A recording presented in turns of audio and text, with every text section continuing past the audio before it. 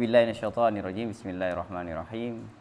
Allahumma yassir wa la tu'assir wa tammi khair. Allahumma yassir wa la tu'assir. Allahumma yassir wa la tu'assir wa tammi khair.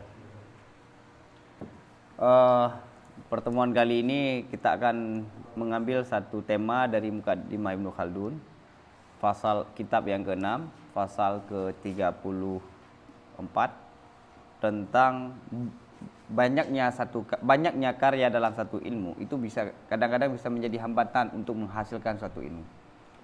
Misalnya begini,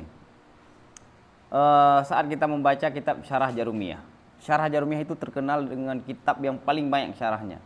Antara satu syarah dengan syarah lain itu beda polanya, beda penjelasannya, kadang-kadang beda istilahnya. Sehingga ada anggapan kita tidak bisa menguasai Jarumiyah kalau tidak membaca semua syarah dan hasyiah yang pernah ditulis terhadap Jarumiyah. Padahal nggak begitu. Di Al-Azhar di masa penulisan kitab hasyiah, Mabadi Asyarah kada, itu kebanyakan yang tulis Mabadi, coba cek ulama Azhar. Syarat mendapatkan ijazah dulu, ijazah alimiyah, syarat menjadi guru, syarat gelar kerja, itu harus nulis kitab Mabadi Asyarah, prinsip-prinsip 10 dalam semua fan ilmu.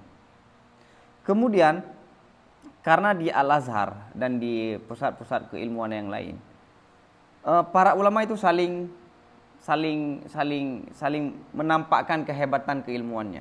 Jadi kalau ada satu syarah yang populer, maka saya akan mencoba menulis syarah yang lebih keren lagi. Jadi misalnya begini, ada Jarumiyah ataupun Matan Warakat. Syarahnya sederhana saya tulis. Kemudian saya akan mau juga manfaat yang saya dapatkan sebagaimana yang sudah didapatkan oleh pensyarah sebelumnya. Akhirnya saya tulis yang nuansanya berbeda. Saya masukkan kalam, saya masukkan pembahasan-pembahasan yang jarang ditemukan di sini. Kemudian ditulis oleh ulama lain, dikritik atau punya yang pertama dan punya yang kedua, seperti Syekh Hasan Attar, dielaborasi dan dikembangkan sehingga ada hasyiah yang baru. Akhirnya Jarumiyah itu sudah bukan lagi syarah dan hasyiah Jarumiyah, bukan lagi syarah dan hasyiahnya Muqtadi. Syekh Mustafa, ini jujur ya, ada live ya, tapi nggak apa-apa. Syekh Mustafa, salah satu kitab yang paling beliau nggak suka. Ini nggak suka dalam arti kurang pas lah. Nafahat lah yang membuat warakat itu sulit. Oke. Karena nafahat menjelaskan syarah warakat dengan ibarat jamul jawami, dengan gaya tulis, yang mana pembahasan ini akan kita ketemukan ke depan. Jadi ngapain kita luangkan semuanya di warakat, tema-tema yang akan kita bahas nanti di marhalah setelahnya. Akhirnya ada sebagian masyayikh mendidik Jarumiyah dan mendidik kitab lain menjadi alamah sibawahi Jarumiyah. Coba cek, saat kita baca syarah Jarumiyah banyak kan faedah-faedah yang baru yang belum kita temukan. Tapi begitu kita baca Ibnu Aqil, Khuduri misalnya dan yang lain, jadi matan rupanya. Jadi syarah dan hasyiah di Muqtadi itu menjadi Oke. Padahal kitab dasar itu adalah untuk pengenalan ilmu, bukan untuk mendalami suatu ilmu. Pendalaman bukan di warakat, pendalaman di Ghayatul Usul, di Jamul Jawami, bukan di warakat. Oke ya. Ini pendapat sebagian masyayikh. Tapi kita lihat perspektif Ibnu Khaldun bagaimana. Ailam annahu mimma adarra bin nasi fi tahsilil ulumi wal wuqufi ala ghayatihi kasratu ta'lifi wa ikhtilafu istilahati fi ta'limi wa ta'addudu turukiha. Ketahui olehmu bahwasanya termasuk daripada perkara-perkara yang sangat memberi mudarat, sangat memberi dampak negatif terhadap manusia dalam menghasilkan ilmu, dalam mempelajari ilmu, dan mengetahui wal-wukuf itu berhenti terhadap tujuan daripada suatu ilmu, itu banyaknya karya dalam suatu ilmu ya, dan berbeda-beda istilah dalam mengajar, dan beragam metode pengajarannya ilmu. Jadi Ibnu Khaldun mengatakan salah satu yang paling berdampak yang membuat seorang santri gagal dalam belajar, gagal menguasai ilmu itu karena banyaknya satu karya dalam satu ilmu. Seperti tadi matan, syarahnya banyak, model-modelnya banyak. Oke. Kemudian beda istilah dalam mengajar. Maka perlu sinkron antara satu ilmu dengan ilmu yang lain. Misalnya gini, dalam fikih. Kalau misalnya tarik Khurasan di Mesir, itu kalau belajar fikih itu emang Misriyah dari Khamsun Masail ya. Kalau nggak salah yang ditulis oleh Imam Ramli. Kemudian Al-Iqna, kemudian Fathul Wahhab. Jadi searah, seirama. Sedangkan misalnya kita Matan Takrib yang kecenderungannya lebih ke tarik Irakiyun. Oke. Kemudian syarah Fathul Qarib dengan Hasyiah Bajuri itu udah nuansa beda. Kemudian Fathul Muin yang dengan Yannah itu arah juga yang berbeda. Itu lebih ke ilmu khilaf ya. Khilaf di antara Ibnu Hajar, Ibnu Ziyad. Kalau ada yang bilang apa? Mukhtasar daripada Tuhfatul Muhtaj. Kemudian Minhaj. Jadi enggak seirama. Seperti misalnya dalam usul fikih kita mulai dari warakat, ada sebagian dari luma, kemudian Ghayatul Usul. Saya pernah bertanya kepada Syekh Amjad Rashid, ulama besar dan beliau mufti Jordan. Dan beliau khatam belajar Tufah di Suriah dan keilmuan beliau sangat diakui oleh ulama-ulama sekelas Syekh Mustafa Abdul Nabi. Salah satu yang tidak dimiliki oleh mazhab Syafi'i adalah jembatan antara kitab dasar dengan kitab akhir. Kita dari warakat, kemudian Ghayatul Usul itu terjadi loncat. Akhirnya para ulama menengahi, menjembatani dengan luma. Tapi istilah luma dengan istilah dalam Jamul Jami' dan dalam Ghayatul Usul itu berbeda. Istilah mutakadimin dengan istilah mutaakhirin. Bahkan coba lihat pembahasan yang kita pelajari di syarah warakat, mafhum mukhalafah hujjah kan? Al-amru bisyai' amrun amdiddihi. Itu di Ghayatul Usul sudah di pembahasan itu pendapat yang sangat lemah. Jadi enggak searah. Istilahnya beragam. Sehingga kita ikhtibat. Misalnya gini, kenapa mungkin sampai sekarang ilmu yang kita artikan kalau dalam ilmu kalam apa? Orang enggak tahu bahwa makna ilmu dalam ilmu kalam itu yakin. Dalam fikih dan dalam usul dan galabatud dan. Sedangkan dalam mantik itu mutlak idrak. Beda-beda istilah. Nah, karena kita tidak tahu bagaimana makna masing-masing dalam ilmu, terjadilah percampuran istilah. Oke ya. Jadi termasuk yang menghambat untuk kita menguasai suatu ilmu banyak kasratul ta'lif, nanti akan dijelaskan waqtilaful istilah fi ta'lim. Makanya antara guru pagi, guru siang, guru malam itu harus sinkron metode pengajarannya, bagaimana cara mengajarkan murid. Harus ada musyawarah, harus ada diskusi untuk mencerdaskan santri anak kelas. Ini antara gurai bengah gurai balah ada di hidup. Raya bahu gurai malam teman. Bahu di Maulana kan? Wa ta'adud turuqiha. Baik. Jadi kaji keniscayaan biarkan sehari itu biar satu guru aja yang pintar, yang lain hanapu.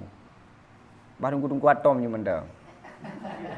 Jadi satu sisi padahal kalau kita bersinergi untuk menyukseskan santri itu padahal luar biasa bagus. Kita musyawarah.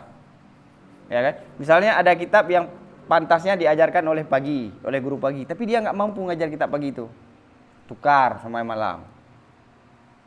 Nyo mantek lu hana tanggup nu tumbuk leron tang malam je, ilu nu tumbuknya.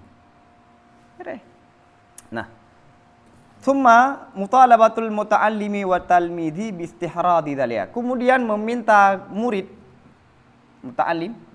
dan santri untuk menghadirkan sedemikian. Jadi satu ilmu yang disampaikan dengan beragam istilah, beragam ta'lif, beragam metode dalam penyampaian, kemudian diperintahkan untuk menghadirkan semuanya. Itu sulit. Ini istilah siapa? Model corak siapa? Type ya. Wa hina idzin yusallamu mansabut tahsil. Dan saat itu diserahkan bagi orang tersebut posisi tahsil. Jadi gini, kita sebenarnya dalam marhalah ada marhalah tahsil, ada marhalah ba'da tahsil. Marhalah tahsil itu adalah marhalah menguasai dasar. Menguasai dasar-dasar keilmuan. Tahsil. Setelah kita menghasilkan itu baru marhalah penguasaan, marhalah pendalaman, marhalah untuk menjadi pakar. Oke? Makanya kelas 1 sampai kelas 6 pada dasarnya apakah itu marhalah tahsil, setelah itu marhalah penguasaan, pendalaman, menjadi pakar. Oke.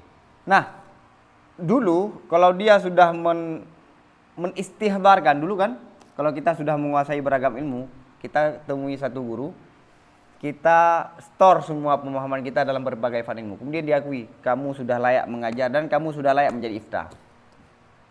Langsung nilainya kalau kita sudah menguasai beragam ilmu. Makanya saat Imam Sya'rani menempuh tasawuf, karena beliau pernah bertemu dengan seorang orang tua, mengatakan bahwa cukup kamu menghafal di bab Syahid alal Ghaib kalau nggak salah.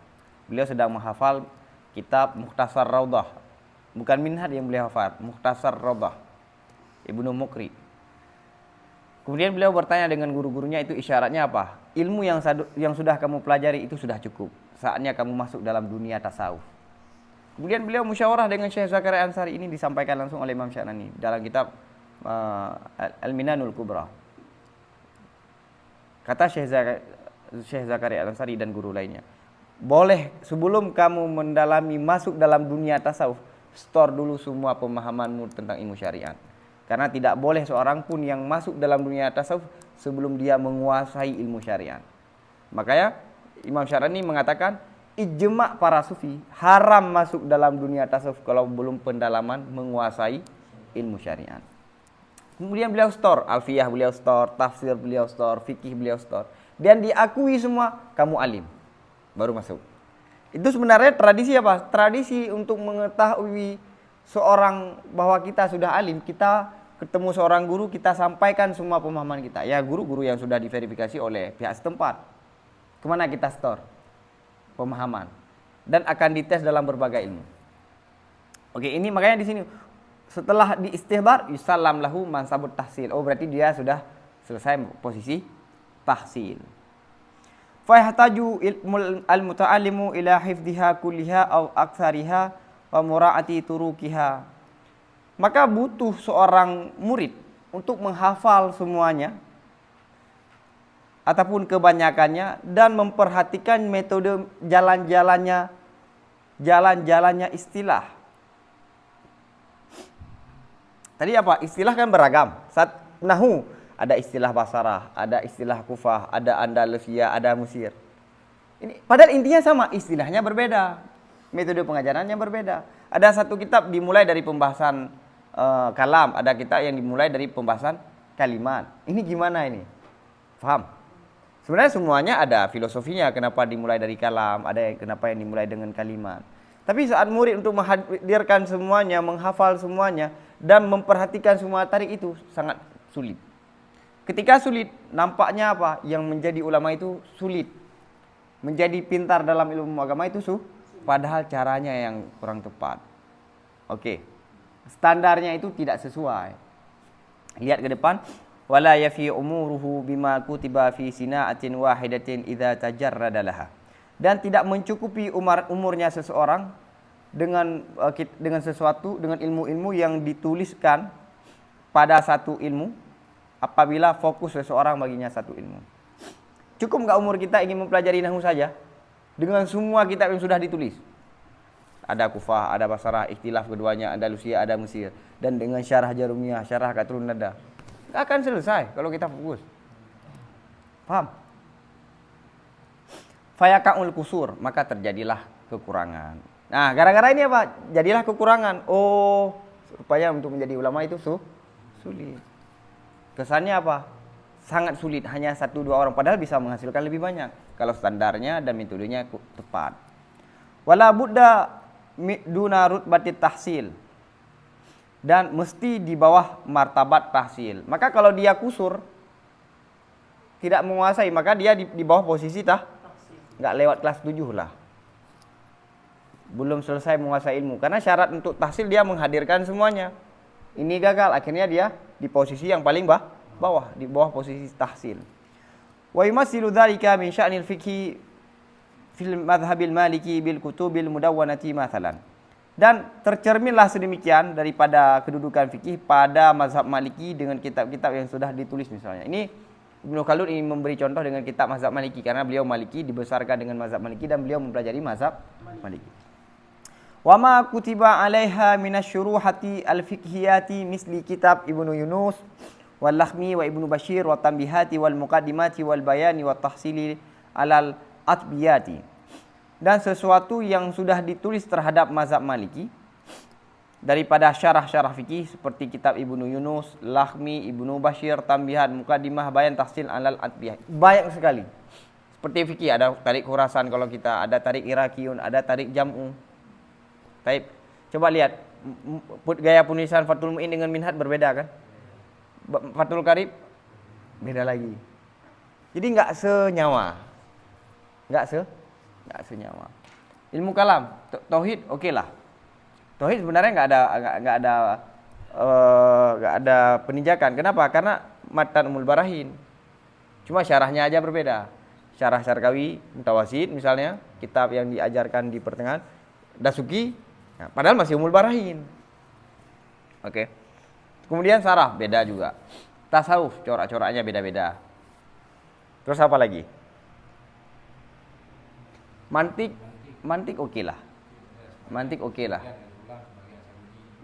Bahkan ada sebagian daya Sulam Norak dulu, ya kan? Kemudian baru Isaguji. Padahal Isaguji itu lebih ringkas daripada Sulam Norak. Lihat tartibnya saja kan, tartib tabi'nya saja udah nggak sesuai. Ada yang belajar warakat dulu ya, baru lumak, ya. Lumak, enggak lumak dulu kan? Ada yang lumak dulu. Hah? Lumak dulu, baru warakat. Kemudian lataif. Syuf. Lumak dulu, warakat baru. Lihat, syuf. Sangat problem karena pembahasan lumak itu lebih luas dari syarah warakat. Dan gaya penulisan Abu Ishaq Syaradi itu nuansanya emang nuansa rasional, akli. Nggak ada kan penertiban. Terus, kaki pupuk le urawai berarti. Padahal urawai itu golamnya hana. Mai pah ada yang ingat baru ada kebuka urawai ada yang urawai golamnya gimana? Jadi tengok kita kan berbeda karena berbeda dengan urung awai, dengan orang sebelum kita. Baik, pertanyaan kita, orang yang sebelum kita itu sama nggak dengan orang yang sebelumnya? Berbeda. Terus kenapa kalau kita nggak toleransi, orang itu toleransi? Kenapa kita nggak boleh berbeda sedangkan orang ini boleh berbeda dengan orang sebelumnya? Oh nggak sama, mana sejarahnya sama? Akhirnya apa? Hanya sekedar tradisi yang sudah berlaku. Mengubah tradisi itu seperti mengubah tabiat manusia. Maka ada yang mengatakan al-adatu tabi'atun saniyatun. Adat, kebiasaan itu adalah tabiat nomor 2. Kita bisa nggak mengubah tabiat kita? Sulit kan? Tabiat kedua adalah mengubah budaya yang sudah berlaku. Oke. Wa kadzalika kitabu Ibnu Hajib wa ma kutiba alaihi. Kemudian dan begitu juga kitab Ibnu Hajib dan kitab-kitab yang sudah ditulis terhadap Ibnu Hajib. Ini syarah, hasyiah terhadap Ibnu Hajib. Karena beliau termasuk yang menulis syarah dan menulis hasyiah terhadap beliau termasuk yang mempelajari kitab fikih Ibnu Hajib dan usul Ibnu Hajib. Wal ihatati bidzalika kullihi. La, salah. Tsumma innahu yahtaju ila tamyizit tariqatil Qayrawaniyati minal Qurtubiyyati wal Baghdadiyati wal Misriyati wa turukil mutaakhirina anhum. Kemudian seorang murid itu harus membutuhkan untuk membedakan tarik Kairawan, karena fikih Maliki itu berkembang juga di Kairawan di Maroko. Daripada dia membedakan dari apa? Dari tarik Cordoba, fikih Maliki yang berkembang di Andalusia, dan fikih yang berkembang di Baghdad, dan fikih yang berkembang di Mesir, dan metode-metode mutaakhirin daripadanya orang Maliki. Beragam kan? Istilah maksudnya sama, satu, penyampaiannya istilahnya berbeda. Malah, tahu nggak kenapa dalam fikih Syafi'i ada tarik Iraqiyun dan ada tarik Khurasan? Kenapa untuk mengenal mazhab Syafi'i itu harus ada 2 tarik? Kenapa? Tahu antum gimana? Kenapa? Jadi setelah ditulisnya kitab Al-Um, Al-Imla dan beberapa kitab yang lain, itu yang populer adalah karya muridnya Al-Buwaiti, Al-Muzani, Mukhtasar Al-Muzani. Taib, Al-Um tidak populer. Kenapa populer Al-Mukhtasar Al-Muzani? Karena kitab itu ringkas. Ringkas, mudah dijangkau, mudah dihafal, mudah dikuasai. Kemudian penulisan terhadap syarah-syarah Mukhtasar Al-Muzani. Kemudian kan murid Imam Syafi'i kan tersebar nih. Tersebar dan banyak, beragam. Kemudian fokusnya salah satu para ulama, kebanyakan hanya Mukhtasar Muzani. Dan ada kitab ini saya sudah lupa, Mukhtasar Muzani. Sedangkan sisi-sisi yang lain itu tidak menjadi mendapat sorotan sebagaimana Mukhtasar Muzani. Di generasi selanjutnya terjadi perbedaan hikayah mazhab. Ada yang mengatakan kalau orang di Khurasan begini mazhab Imam Syafi'i, Iraqiyun begini mazhab.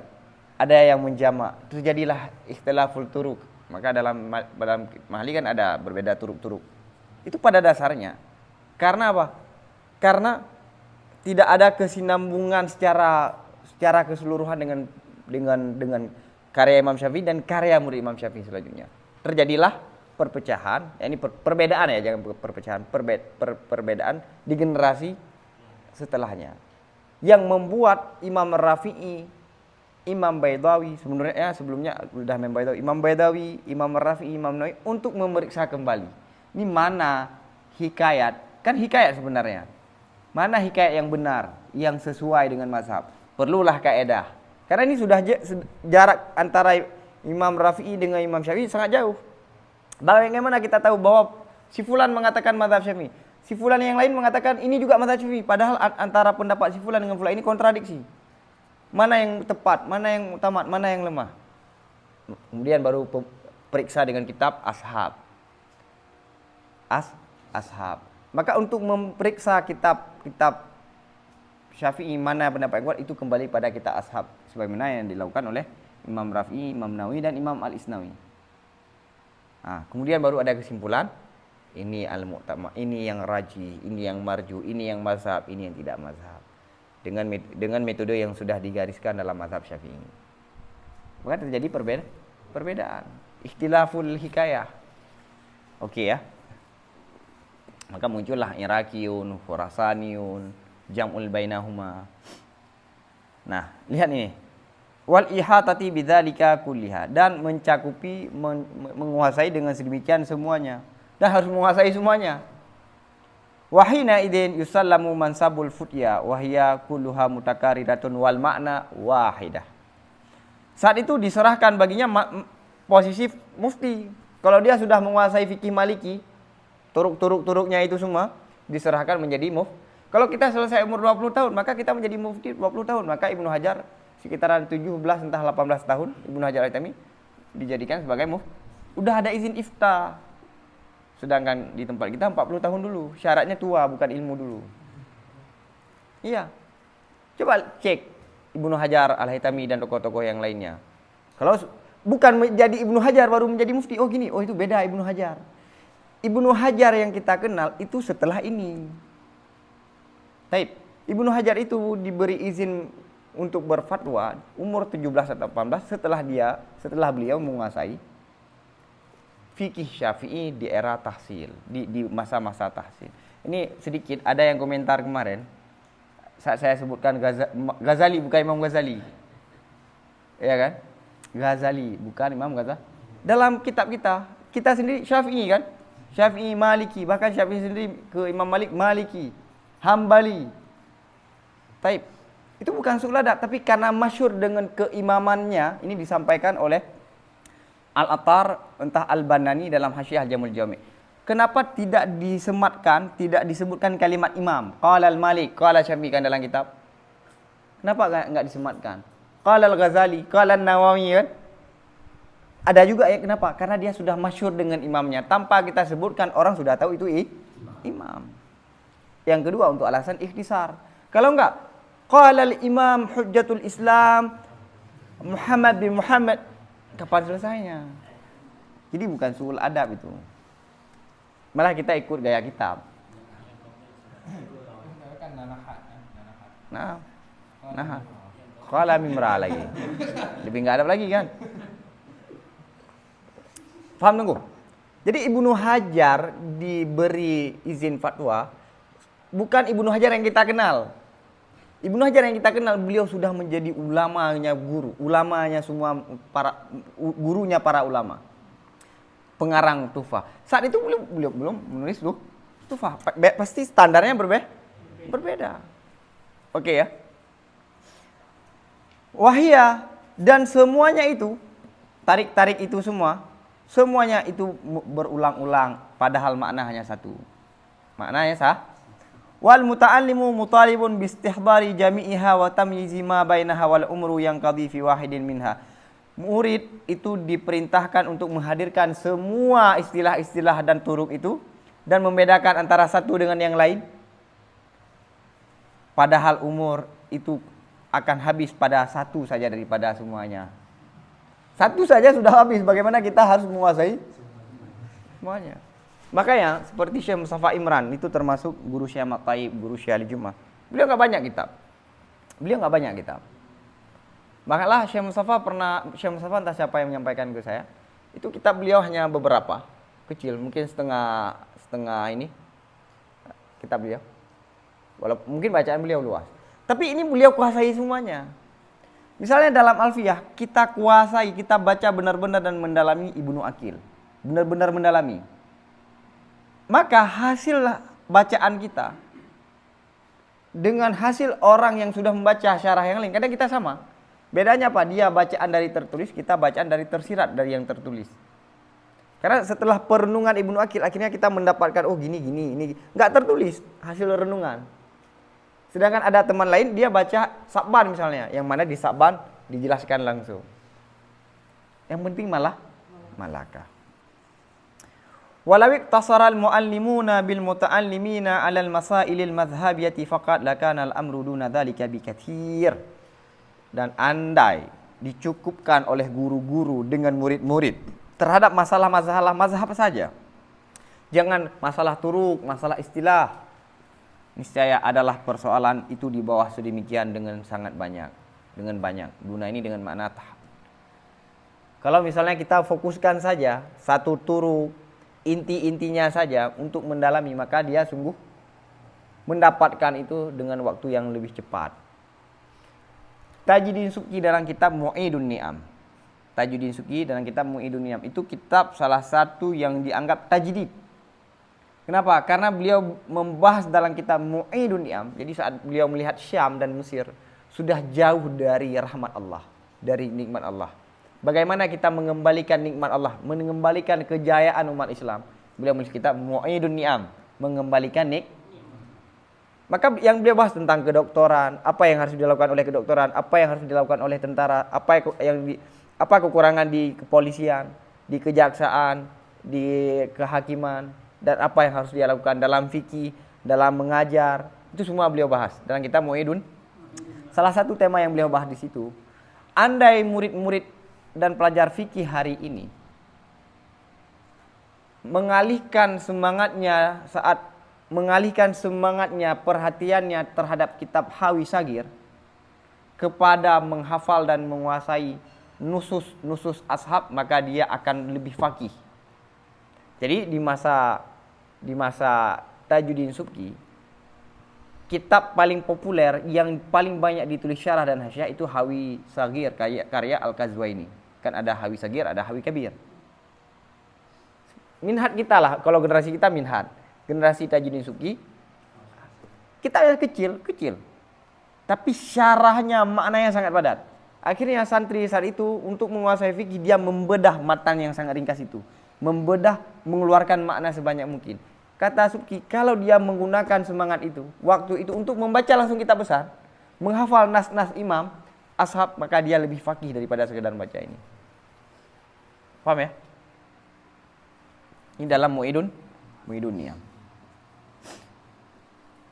Wa kana ta'limu sahlan wa ma'khadhuhu kariban, dan adalah mengajar itu mudah dan untuk mengambilnya ilmu itu juga dekat. Jadi kalau mudah, iya kan, yang mempengaruhi ilmu sulit dan tidak sulit itu metode pengajaran kita. Kadang-kadang ilmu itu mudah tapi penjelasan kita yang rumit. Akhirnya orang menganggap ilmu itu susah, padahal penjelasan kita yang susah, penjelasan kita yang rumit. Kenapa kita sulit menjelaskan suatu ilmu? Karena kita belum menguasai, belum menjiwai. Maka nampaknya susah. Tapi kalau kita sudah menguasai, ya lagi kita mampu berarti makna min. Mangan. Ya seperti misalnya dulu kita belajar Jarumiyah. Ma huwal fi'lu wal ismu wal harfu. Wal harfu kalimatun dal. Buang tu. Bukan, oh kalau misalnya kalimat penyambung. Kalau dalam bahasa Indonesia begini, dalam bahasa Acehnya begini. Oh, mudah. Karena kita hidup dan dibesarkan dengan bahasa bukan bahasa Arab. Kalau diberi perbandingan mudah untuk kita pahami.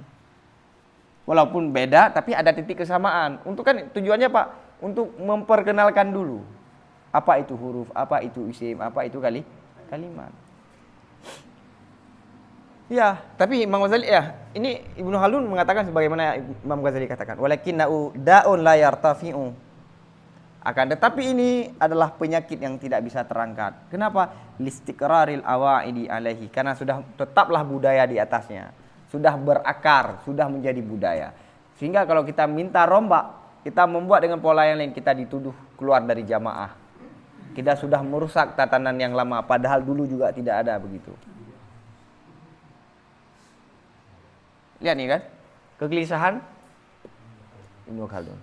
Fasarat kat tabi'ati allati la yumkinu naqluha wala tahwiluha. Maka adalah metode pengajaran itu seperti tabi'ah, adat itu, maka jadilah adat tersebut yang berakar pada pengajaran itu seperti tabiat yang tidak mungkin memindahkannya dan mengarahkannya. Tidak bisa lagi, keras, kaku, beku, tidak bisa lagi dirubah. Hanya waktu yang bisa berubah. Nyanyi kayak itu bit, hanya waktu bisa berubah di harapan liang. Hana ada yali dia untuk berubah. Padahal kita hidup dalam siklus di keadaan yang selalu mutaghayyirah, berubah. Tapi yang tidak pernah kita sesuaikan, kita evaluasi, kita kembangkan, ya ini masalah ini. Masalah mengajar, metode mengajar. Baik. Wa yumassalu aidan ilmul arabiyyati min kitab Sibawayhi. Dan tercermin juga akan ilmu bahasa daripada kitab Sibawayhi. Wa jami'i ma kutiba alaihi, dan semua karya-karya yang sudah ditulis terhadap Sibawayhi. Syarah Alkitab ya. Wa turukil basariyin wal kufiyin wal baghdadiyin wa andalusiyin min ba'dihim. Turuk, jalan, metode-metode ulama Basrah, ulama Kufah, ulama Baghdad, ulama Andalus setelah Andalus. Siapa Andalus? Ulama-ulama setelah mereka. Karena berkembangnya tarik Andalus setelah Basrah, Kufah dan Baghdad. Wa turukil mutakaddimin wal mutaakhirin, metode-metode mutakaddimin wal mutaakhirin seperti Ibnu Hajib, Ibnu Malik, wa jami'i ma kutiba fi dzalika, dan semua karya-karya yang sudah ditulis pada demikian. Paham ya? Ibnu Malik ada metodenya, Ibnu Hisham ada metodenya, Abu Hayyan ada metodenya, Ibnu Hajib ada metode lagi. Di Ajam, di sekitaran Iran, nggak dianggap kita paham nahwu kalau kita belum membaca kitab Kafiyah Ibnu Hajib. Kalau tidak membaca Syarah Mulajami. Syarah Mulajami itu lebih ke filsafatnya, lebih mantiknya daripada nahwu. Makanya coba lihat di Tasyiqul Khilan. Qala fil Kafiyah, qala Mula al-Jami. Dakik sekali kan pembahasannya? Dakik sekali. Kitab Mula al-Jami itu bukan sekedar memberi pengetahuan tentang nahwu, tapi mengasah akal sebenarnya. Saya sendiri sangat tertarik dengan kitab Kafiyah dan Mula al-Jami. Sangat tertarik. Tapi kan corak orang berbeda-beda. Kalau kita biasa baca Ibnu Aqil enggak Ibnu Aqil ya sederhana. Simple. Atar berbeda kan dengan Hasyiah yang lain? Hasyiah Kafrawi dengan Atar berbeda coraknya. Oke. Wa kaifa yutalibuhul bihil muta'allimu wa yanqadi umuruhu dunahu. Ini protes nih dari Ibnu. Bagaimana diperintahkan dengan semua itu oleh murid? Padahal berakhirlah habis umurnya di bawah itu semua. Di bawah itu semua. Dunahu itu di bawah itu semua. Bagaimana seorang murid diperintahkan untuk menguasai semuanya, sedangkan umurnya hanya cukup untuk satu. Diperintahkan 10 metode. Satu metode saya udah nggak cukup umur. Ya kan? Habis-habis kita baca kitab nahwu, nah kitab jihilong kayak tubik syarahnya ulang, tekam mari karena syarah baru ulang. Kemudian nanti tahun depan terbit lagi syarah baru, hasyiah terbaru. Padahal kalau kita cek wama kutiba alaih, catatan yang ditulis di atas hasyiah itu tikrar. Sudah kita baca di hasyiah yang lain. Maka nasihat para ulama, dalam setiap ilmu pilih kitab yang paling berkualitas. Misalnya dalam Isaguji, syarah siapa yang harus kamu baca? Atar, dah cukup. Karena hasyiah yang lain seperti hasyiah Kalyubi, Adi. Hasyiah Kalyubi ala Fathul Qorib. Beda sekali standar dengan Bajuri.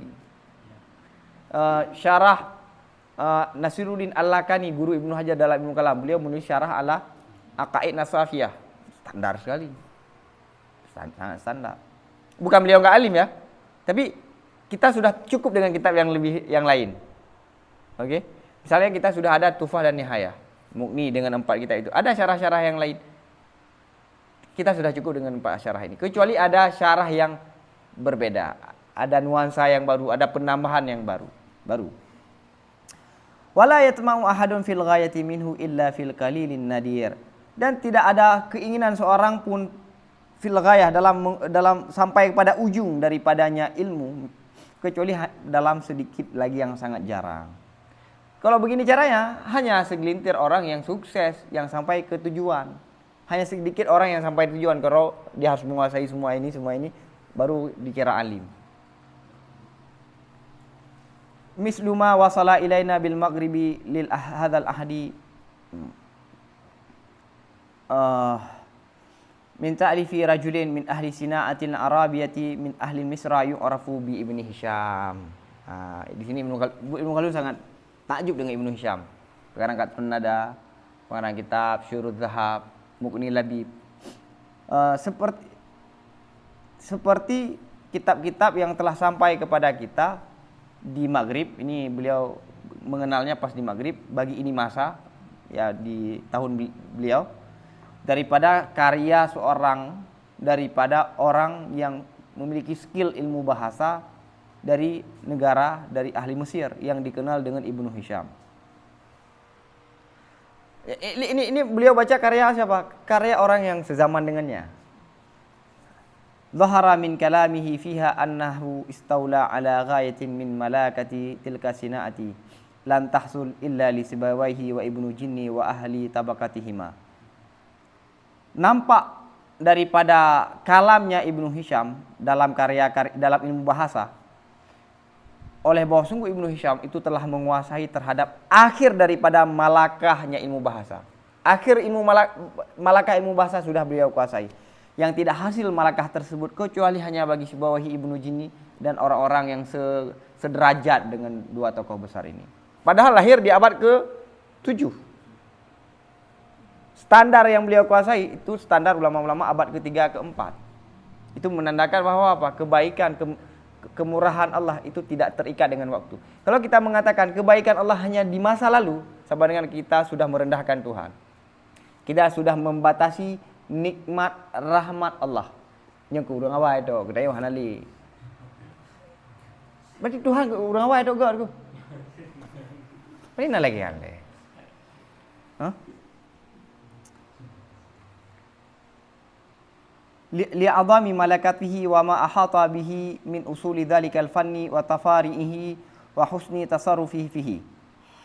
Karena apa? Karena besarnya malakahnya Ibnu Hisham dan sesuatu yang yang menguasai Ibnu Hisham dengannya suatu daripada usul ilmu bahasa, rincian-rincian ilmu bahasa, dan bagus menggunakannya ilmu fihi dalamnya penulisan.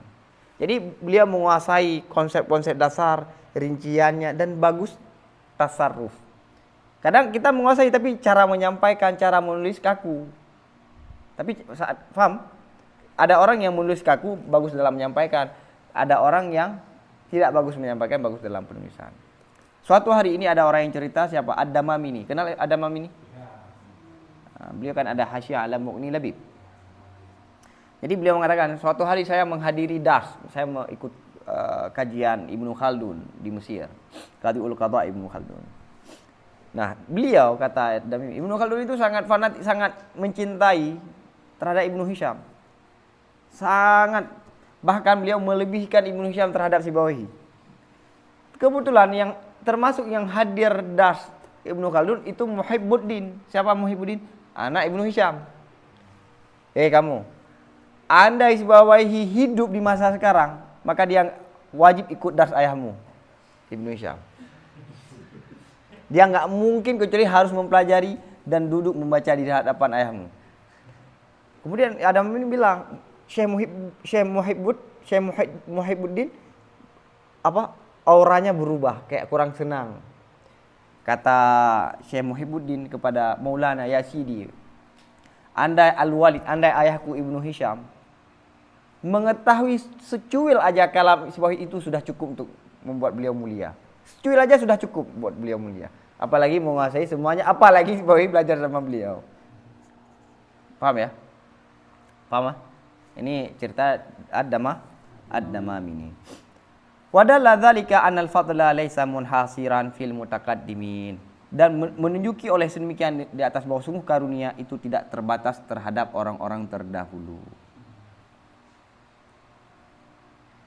Senada sebagaimana yang disampaikan oleh Ibnu Malik Alfiyah dalam kitab Tashil. Kalau karunia Allah, kalau ilmu itu adalah karunia Allah. Ilmu kan karunia Allah. Kalau ilmu itu minhah itu beasiswa kalau bahasa sekarang. Kalau ilmu itu adalah pemberian secara percuma dari Allah, maka jangan kamu ikatkan pemberian Allah hanya di generasi terdahulu. Ya kan? Allah bisa memberinya kapan saja dan di mana saja. Malah lihat dalam fikih kita lebih mengenal Syafi'i ketimbang sahabat. Kita lebih mengenal 4 mazhab ketimbang para sahabat. Apa yang melebihkan Imam Syafi'i? Yang tidak ada penulisan, penertiban, ya kan? Membuat ilmu itu menjadi satu sinah. Maka kan ada hadis rubba hamilin fikhin afkah, ya nih. Ingat enggak? Saya lupa teksnya. Sangat banyak orang yang menerima informasi itu lebih alim daripada orang yang menyampaikan informasi. Hamilin fikhin, kita membawa satu ilmu yang mana kualitas orang yang mengetahui ilmu dari kita itu lebih kuat daripada dari yang kita sampaikan. Paham? Ini disampaikan oleh Nabi SAW. Saya lupa hadisnya, teksnya bagaimana. Kemudian ada pernyataan ulama lain yang mengatakan bahwa al-fadlu itu tidak terbatas kepada orang mutakaddimin.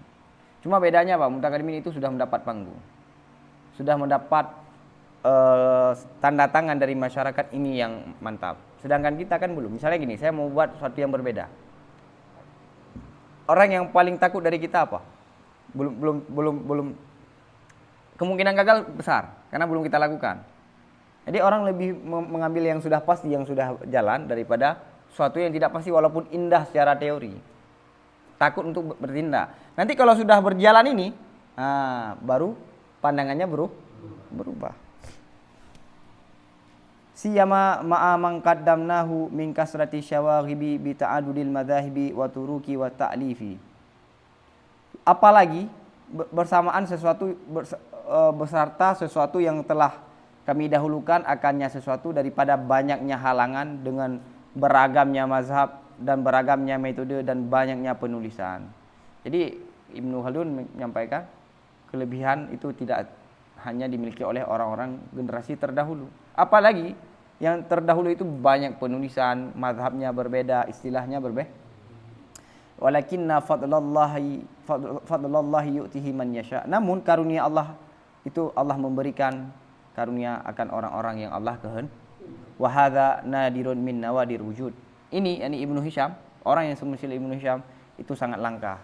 Itu sangat langka min nawadir wa illa, dan jika tidak fadhahiru annal muta'allima walau qata'a umurahu fi hadza kullihi fala yufilahu bi tahsili ilmi al-arabiyyati mathalan alladhi huwa alatun minal alatin wa wasilatun. Fakaifa yakunu fil maqsudil ladzi huwa tsamarah.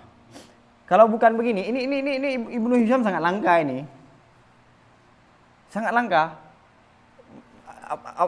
Siyama ini apalagi dengan melihat mazhab, turuk, istilah itu yang sangat beragam.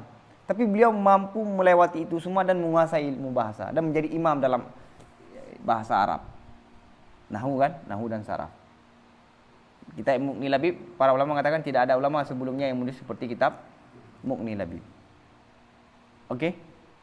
Dengan tambahan, dengan melihat apalagi banyak rintangan-rintangan dalam menguasai ilmu daripada banyak metode, banyak istilah dan banyak karya. Karunia Allah. Taib. Ini nadir kata beliau. Ini Ibnu Hisham ini nadir. Kenapa nadir? Kalau enggak kita melihat sebagai nadir ini, Fadzahiru secara zahir bahwa sungguh seorang murid sekalipun menghabiskan umurnya murid pada ini semuanya, yakni menguasai dengan beragam metodenya, fala yafilahu, maka tidak cukup bagi seseorang tersebut, seorang murid, dengan menghasilkan ilmu bahasa. Misalnya ilmu bahasa apa? Yang mana ilmu bahasa itu adalah satu alat daripada berbagai alat dan menjadi ilmu pengantar. Maka bagaimana ada seorang murid pada ilmu maksud, yang maksud itu adalah tujuan ataupun buah. Walakinnallahu yahdi may yasha. Walakinnallaha yahdi may yasha. Akan tetapi Allah memberi petunjuk orang-orang yang Allah kehendaki. Ini nadir, karena kalau tidak, lihat, seseorang murid kalau dia menghabiskan umurnya menguasai dengan beragam ini semua, untuk ilmu bahasa saja nggak cukup. Kita ingin menguasai nahwu, semua syarah, semua hasyiyah, semua turuk, belum tentu cukup. Ini ilmu alat, baru satu ilmu alat. Bagaimana dengan ilmu maqasid, dengan ilmu tujuh?